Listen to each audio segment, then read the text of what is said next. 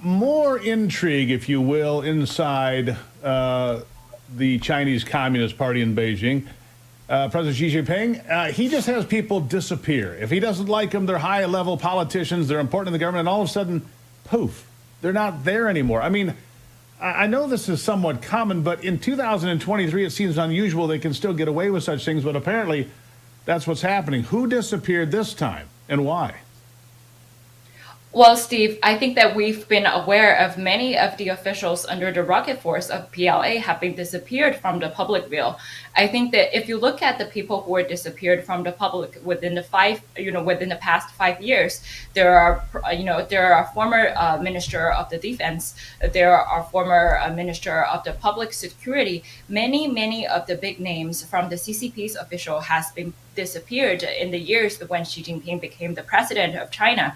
I think this is worrisome because it more of like reveals the nature of the Chinese Communist Party. This is a meat grinder. The system has made people harm each other. And more surprisingly, when people see that former president of China, Hu Jintao, was even taken away and kidnapped in the public, in front of the 20th National Congress, this Right. is how the Chinese Communist Party worked inside, that people disappeared. No matter you are former president or you are, a current minister of the public defense, you can be disappeared within seconds. Yeah, here's my question. My question is this: how does Xi Jinping stay in power? How does explain to the folks the power structure? Because you have the party.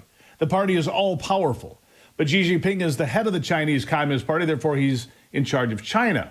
But if this group of people, powerful individuals, decide they don't want him anymore, can they move against him? Would they move against him? How does that work?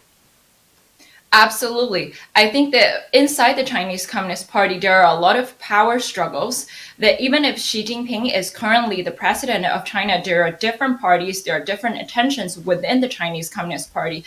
Notoriously, Wang Qishan, the vice premier of China, is actually the biggest enemy within Xi Jinping in this country and the party itself. And there are also other families who control the Chinese Communist Party in the past history. They have their own powers and agents within different sections of the Chinese Communist Party.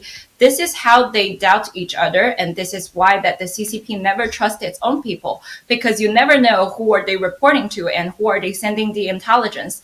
And this is how Papa Xi is concerned about his own position, that when we saw that his absence from the BRICS nations important event, he's concerned not only about his physical health, but also concerned of his potential assassination from other parties. Sure. So he is, he's a dictator, and so therefore he's paranoid. I get that. Speaking of dictators, he's going to go see Vladimir Putin, apparently. Vladimir Putin's going to come see him, I suppose. He's going to visit China in October. What do you make of this alliance? I don't see that Russia and China are natural allies. I don't see that as a general rule.